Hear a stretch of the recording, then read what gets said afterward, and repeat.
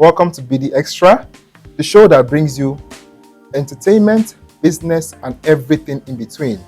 My name is Anthony Riva, I'm your host for today's show. On today's show, we have a guest today. He was recently appointed a member of the NBA Entertainment Committee. Welcome in the studios today, Henry Ezikeoha. I don't want to give them the nickname. Nice to meet you. Yeah. Most humbled and grateful to be here. Yes, nice to also have you here as well as one who has channeled into the entertainment industry through the legal aspects. Tell us how it all began for you. How did you all start off with entertainment law in the first place? I've already been an entertainment person. Right from when I was in music, I schooled in Nigerian University. So while we were there, I was the GM of a modeling company. From there, I became the brand manager of the social networking company.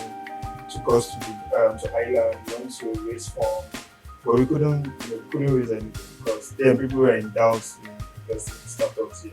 It's not now that so many people are, you have you have FBI coming in for startups. Then we're like people that were digging the whole thing for people that are enjoying now. So we told that time, but yeah, it's one of those. After that, I went to law school.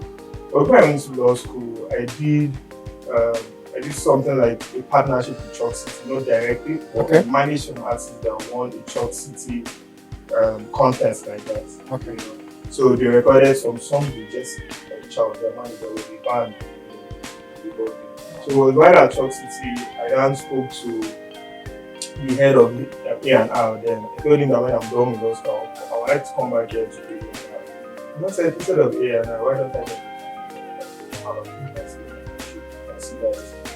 So I went to law school with that whole mindset of being an entrepreneur that you're ready. So when I came out, I met my it's like my boss. Yeah. So he helps me with books to read. I started reading, I started taking courses, I started taking IT courses, document courses. And then along the way, I was also mixing with my document company. So from there, I can say the rest. Yeah. So congratulations again on your recent appointment. Thank you. So how did it happen for you? Okay, so briefly, first thing I would say is whatever you're doing, make sure that people are seeing what you're doing. It's out there. Just keep building, like we say, the tech industry. Yeah. Now, I just got a call from the NBA president. He was like, showbiz lawyer, your son is Ezikeoha. I said yes. And next 2 days, I saw an appointment. I was, listed amongst the lawyers to be in the NBA Entertainment Committee for government.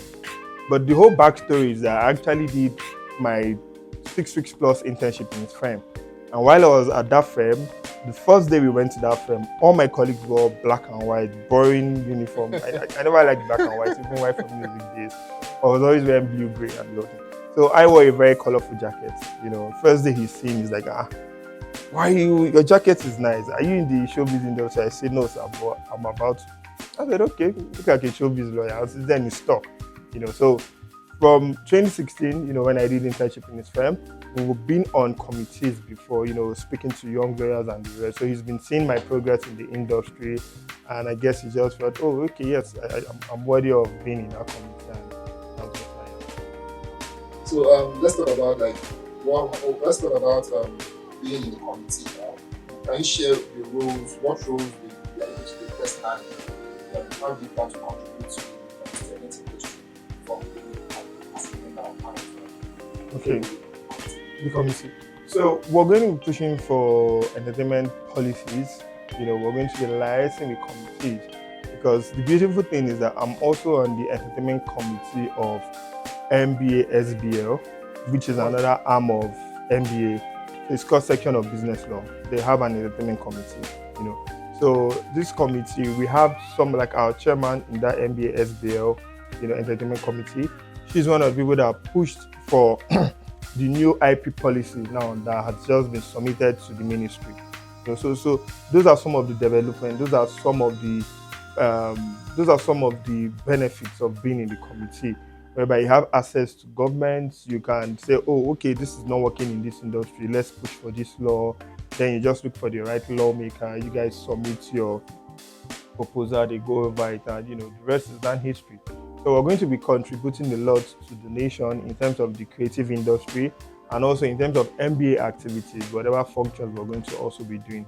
So it's going to be like a breeding ground. It can also help young lawyers who are looking forward to becoming entertainment lawyers, having mentorship, just having us guide them as a whole. Do you understand? And then we can tell MBA, okay, we want to do a mentorship, a proper mentorship program, for young lawyers who are looking to become entertainment lawyers, where they'll have access to members of the committee. Because on the committee, you have people like Kanayo, you have Fuka Kindele, you have Fowles, you have Aldo Negari. These are top shots. These are, very influential figures, of which if these young lawyers get to listen to them, I believe it's really going to influence their career. So those are just some of the things I and the committee will be doing. And you mentioned earlier that this is the first time we are having like entertainment lawyers and entertainment practitioners in that space. Like, can you talk about it briefly? Okay, so usually you would have people that probably campaign for the president or who was in the president train, maybe submit list of people that should be on committees, nominate people. But this is the first time we're going to be having creatives, established creatives in the MBA Entertainment Committee.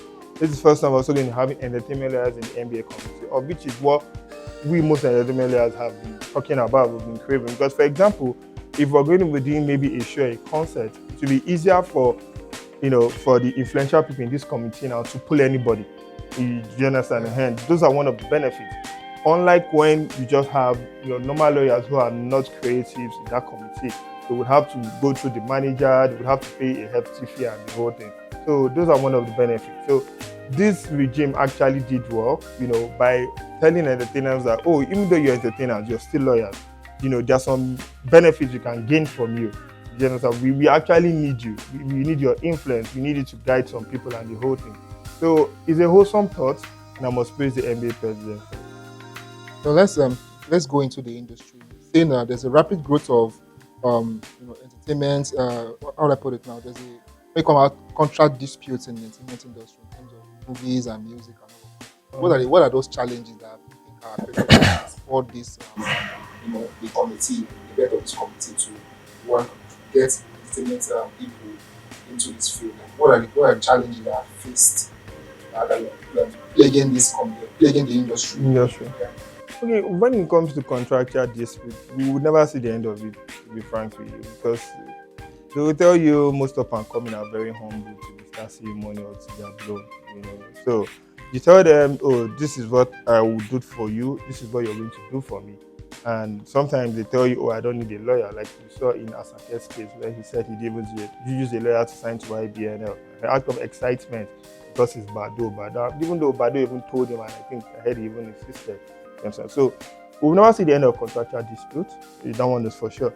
The only thing that we can say is, rather than come out to social media and do the whole call out, go through the proper channels, go to court, because right now we need precedents. Precedents are like matters that have gone to court, which you sort of like guide future occurrences. So if, for example, you sign me and let's say you're exploiting me in a way in the contract, and I ignore the whole social media call out, I do the proper way, I tell my lawyer to take you to court, we go to court and I win you.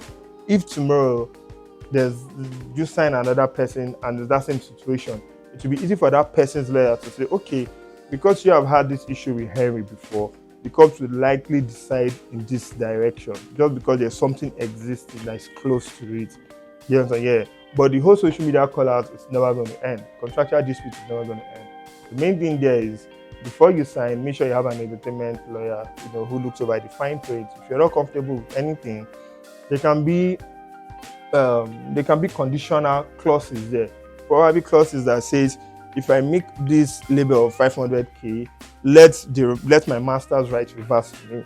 If I make this label 100k, let it reverse to me. Or if I make this label 100k in 1 quarter or in 1 year, then instead of me earning 30%, let me be earning 50%. Do you understand the whole thing? So those are what entertainment lawyers can help you do when you're not comfortable with clauses.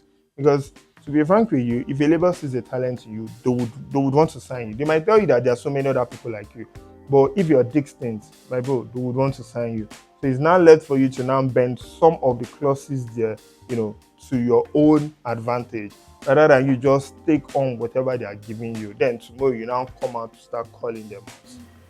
So what you spoke about like the new IP laws that have been submitted. What are your takes on the current state of the IP laws and what have been improved in that space? Yes. Okay, so the current Copyright Act we have is 2022, of which we're in 2025. And right now we're talking about AI. 2022 doesn't cover AI. But before 2022, we were last stuck in 2024. Sorry, we were last stuck in 2004. So if you ask us, we will say there's been a progress because 2004, 2022, though we're not there, but there's huge progress. But now when it comes to the Copyright Act, there are some significant additions that were made, that is going to help the industry and is already helping the industry. For example, in Omoli Oboli's case, the YouTube case, the new Copyright Act says that if somebody infringes on your content, report to the ISP, Internet Service Provider, or the platform that is posting that content, so that the platform can take it down. So in YouTube's case, if you flag a video saying, "Oh, I have some of my materials in that video," YouTube will look at your video. YouTube will look for copyrighted materials in that video. Once they find it, they take it down. Send a notice to the person that uploaded the video or owns the video, informing that person that, "Oh, Henry is saying there's some copyrighted materials here. Go and deal with that person, clear it up before you will now come back for them to now put it on back." So those are one of the significant improvements we're now enjoying with the 2022. Another thing about 2022 Act is that the sanctions for criminal offenses have been increased. Formerly we've been seeing 1,000, 2,000 as fine, but now we're seeing 100,000, we're seeing 2 million for corporate, we're seeing 100,000 for individuals. It's quite reasonable, compared to having 2,000, 5,000 as fine. So then, another thing is also fair dealing. So fair dealing is just when you want to use somebody's content, but most times in a non-commercial way, you're not planning on making money off it. For example, business day, you guys blog, you write, you're a media outlet. So there are sometimes you might want to use somebody's content to maybe pass an information across or something. In instances like that, you're exempted. Nobody's going to say, "Oh, you're infringing on my copyright," because it's for educational purposes. Do you understand? So what the Act of 2022 has now done is that it just created more lists, that can fall into fair dealing. If, for example, 2004 just had 2 exceptions, 2022 now has like 4 or 5 exceptions. So it creates room for more. Do you understand? Then another thing again that another major milestone in 2022 is that it expressly states that copyright is now inherent. When I mean inherent, is that at the point of creation. So if I draw something here now, the copyright automatically belongs to me. I don't really have to go to NCC to register it. Oh, really? Yeah. Though, for people in the movie industry, music industry, we always say you should just drop a copy with NCC as backup proof. You understand? Just so that to me, if you want to go to court, you have something to present, so that it won't be difficult for you. And the reason is because you might want to be pitching to somebody so that they don't steal your IP. So before you pitch to that person, just do a deposit with NCC. They give you a certificate. Then tomorrow if the person runs along with your IP, you can easily see and you already have proof. You understand? So those are some of the major additions to the 2022 Copyright Act. Talk about contract breaches. Like, do you have an experience with your clients in terms of contract? Which one stood out for you the most? So sometimes I've been on this end, the other times the firm has been on that end. Yeah, in fact, there is one prominent one where somebody used one of our clients' music for a movie. Movie was on Netflix and they wrote it. Yeah, and they were, so we wrote a letter to the person demanding millions, and the person agreed to settle because, it would have been bad reputation for us to have written to Film One, which is the distributor for Netflix in Nigeria, and also writing to Netflix. They can easily blacklist you and tell you, "Oh, don't receive video from that person." Yeah, so you have to settle that whole thing so that it doesn't escalate. You understand? So there are instances like that. So I always tell people when somebody uses your material, somebody uses your IP in music, in video, don't be in a haste to just approach it in a very legal way. Hire a lawyer so that they can demand for something. Don't go begging. Don't feel like that they are messy. Maybe they are going to blow you. Do you understand the whole thing? Yeah, you benefit. At the end of the day, you will still blow. But the main thing is that you should get some economic gains. Of which, when it comes to copyright, there are two rights that every copyright holder has in their creation. Number one is the moral right, which is the right to be credited. Second one is the economic rights. So when you meet lawyers like us, we fight for your economic rights while also ensuring that you get the moral rights, so that people would know that you're the person behind this and more jobs can come for you. Do you understand? So those are some of the contractual instances that we've been at. But if, for example, I'm on the other end, let's say my firm is representing somebody that has used somebody's infringing material, we'll definitely try to settle it as fast as possible so that it doesn't escalate. If the person has already reached out to our client, we tell our client, please call for a meeting. Let's discuss with this person and let's settle it so that it doesn't escalate. So, like, looking forward, we're in the age of AI right now. Yeah.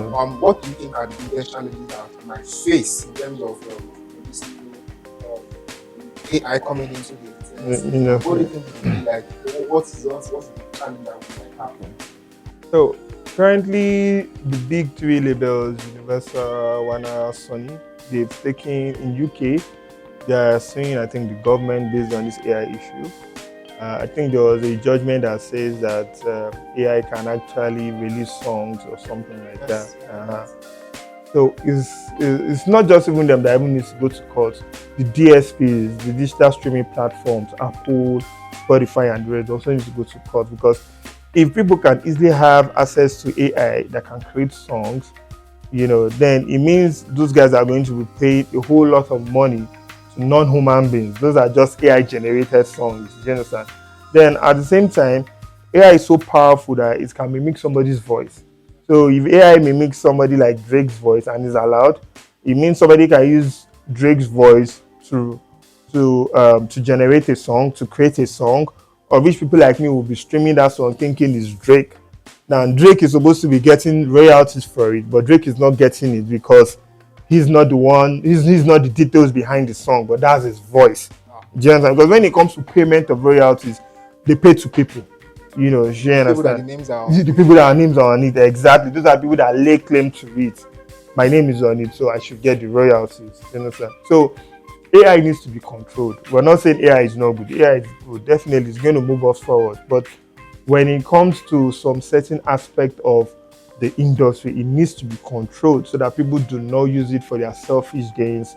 People do not use it to exploit other people's talents. And people, so that it also acts as a misrepresentation of people as well. Just like I gave you the instance of Drake and the whole thing.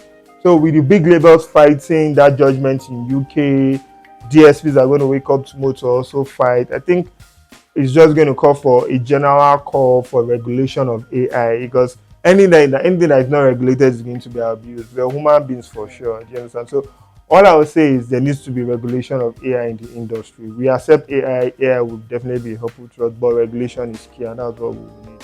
So, like, let's take this a little bit like calmer and go into the Drake and UMG issues. Okay. I think we don't have that in Nigeria yet, but then again, it's something that has happened, from a rap beef to a lawsuit and all of that. So where is your stance in what is going on? Like, if you are conversant with that or that, what is stance? My stance is that you cannot call something faulty when you've also benefited from it. It's the same label that both of them are signed to. Yeah. The same marketing they use for Drake is the same one they just used for Kendrick. So whether it's payola or whatever, Drake has benefited from it. Just that he's unlucky. No, but it's fucked now. Just that he's unlucky now that tides have swifts or changed rather. It's now Kendrick's turn to now benefit, and then he's now going all out. Do you understand? Saying that he knows this, he knows that, and he knows. Yeah, he might have known that, but I mean, when you talk about like when you call someone out, because Drake is a brand on its own, and you calling him a PDF, basically something that might affect him or something. Okay, so our rappers now saying was saying based on the insult that they threw to them, because in the years back, we used to tell people, we had people like Biggie, Pac, and the rest abusing their wives. Yeah. You know, Yeah. Pac abused Biggie's wife, Yeah. called her all sorts of names and the whole thing. Yeah. But we really see lawsuits. It's the industry. It's the culture. It's rap culture.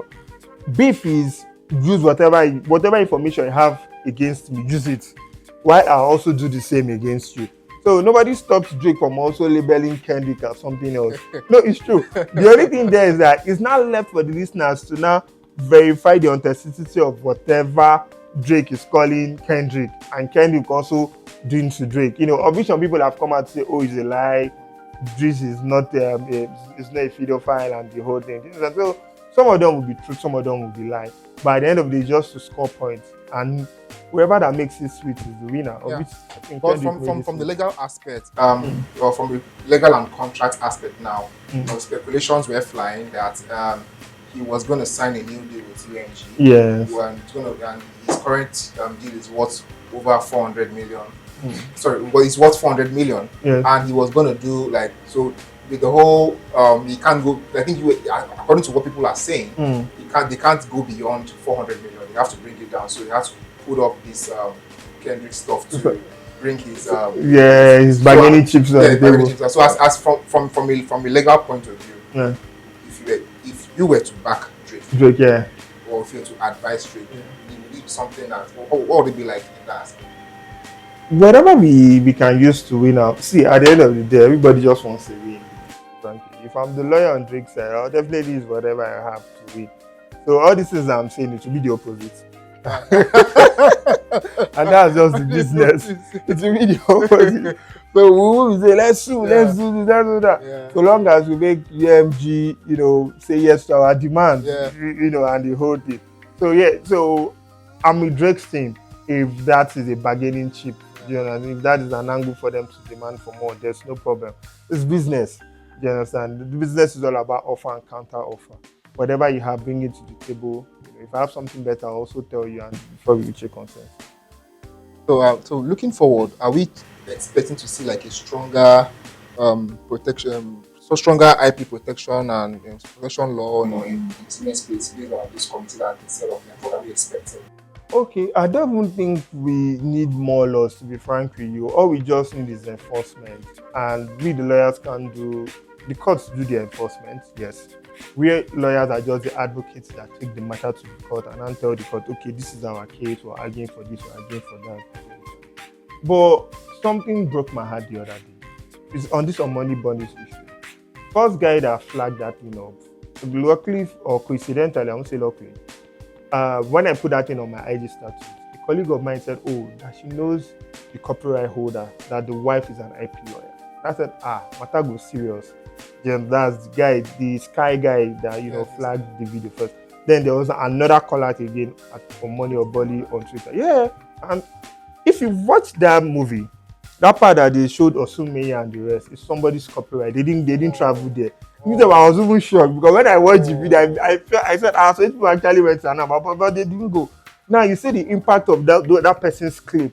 The person's clip has made all of us believe that they actually traveled down there. So the person came on X and was calling on Money or Bolly out, and everybody was like, he was even begging for credit. We were like, this is wrong. You don't beg for credit. You don't even demand for compensation. Your copyright has been used there. It sets a bad precedent.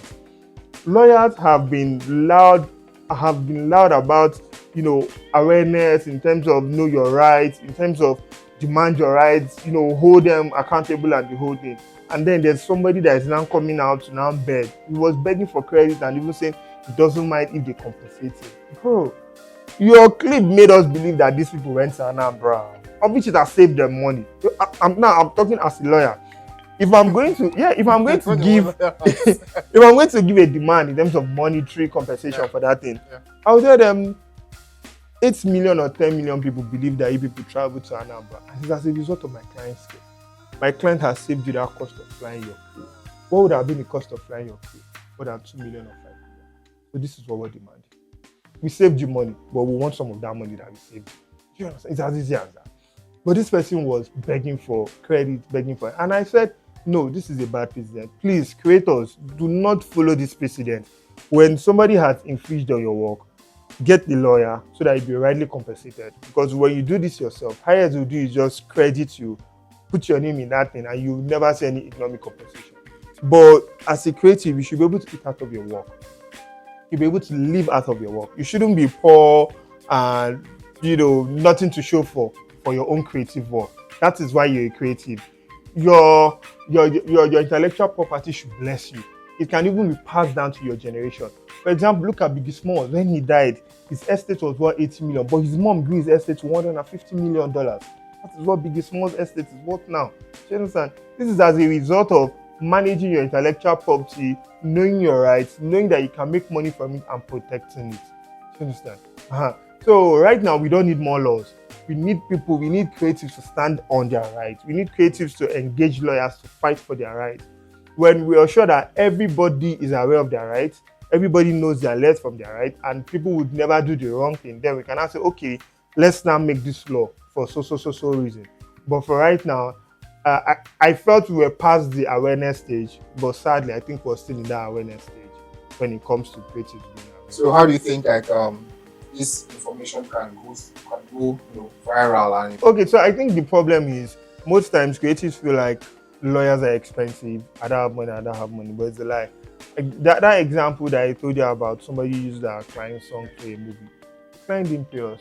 We knew it was a clear win thing. And in instances like that, what we do is we do a percentage-based work. Whatever comes in, we get a percentage. So you don't pay us upfront. We're using our legal knowledge, we're using our expertise. But whatever that comes in, we collect a percentage base. So you see, there are instances like that a lot of lawyers will take up on your matter. You understand? If you do not have the money to actually pay them. So rather than you just sit down and conclude that lawyers are expensive and that you cannot afford without reaching out to one, of which you're killing yourself, I think that's the wrong approach. The right approach should be reach out to a lawyer, discuss how compensation will be, and then let the lawyer, take up your fight. so for finally, for aspiring entertainment lawyers and creatives, what advice would you give to them? Okay, the first advice is learn intellectual property laws. Intellectual property laws are the bedrock of entertainment law. Everything entertainment should be on IP laws. It's sad when I see young entertainment lawyers who don't know IP and they call themselves entertainment lawyers. It's really sad. Most recently, a music distributor actually insulted me and said, he said, are you sure you're a music distributor? And he said, are you sure you're a music lawyer? And this scattered my head. He said, first of all, I'm an international IP lawyer. I told him, as I schooled him, and then he had to apologize. And you know what brought about that? He sampled a popular Igbo High Life client song. According to him, then the artist didn't have a lawyer, so he just called the artist on the phone and said, "Oh, we want to give you so percentage of master, so percentage of publishing." There was no paperwork to that effect. So now that we now represent the artist now briefed us about somebody that sampled his work. And I reached out to the person and I'm like, let's have a meeting. What's the percentage? He's giving me a conflicting figure from what my own client is telling me. So I'm like, okay, let's have a meeting. And he said, is there need for that? That music lawyers know that we just play this thing orally and then they impute it. I'm like, what are you saying? If somebody wants to use a sync licensing of your client's song, what's the proof that this sample was cleared? Because there's nobody that wants their movie on Netflix who wants to use somebody's song that would not ask for sample agreement if he sampled somebody's work. Do you understand? Just so that people like us cannot sue them tomorrow for sampling somebody's work. Do you understand the whole thing? Yeah. So for up and coming entertainment lawyers, IP laws are the bedrock, so that if you're advising people like that, you will not tell them, oh, this is how it's done. It's not done like that. So when you learn your IP laws, you pick up books on entertainment law, you read them, just read them, make sure you understand them, then look for an entertainment firm, attach yourself to, so that you can learn the rudiments of entertainment law, so that you can gain the experience. I have my colleagues who currently now are saying they want to learn entertainment law, and these are like lawyers. Yeah, when I mean colleagues are like 8 years at the bar with me and 9 years at the bar with me. Yeah, they say they're taking interest in entertainment law. So what putting them through is a gradual process, because it's not something I know over 9 years that you learn in 1 year. That one is for sure. But so long as the lawyers are agreed to read and be ready to learn, definitely the lawyer would learn. Well, so thank you, Henry, for coming to our studio today. This has You're been most very welcome. engaging, educative as well for the creatives who would want to venture into the industry, the entertainment industry, and also an eye opener for entertainment lawyers or lawyers who are trying to venture into entertainment business as well. So thank you for coming to the show and giving us a highlight on this. Thank you So for having me. congratulations once again on your appointment. Thank you. Yeah, we hope to see through you and through the other members of the NBA Entertainment Committee do so well for us. Yeah, for our creative industry. Definitely we'll do our best. Thank you for having me once more. I Thank was you. grateful. Yes. We come to the end of the show today. Do subscribe to BDTV. It's been an engaging conversation, and we will see you soon.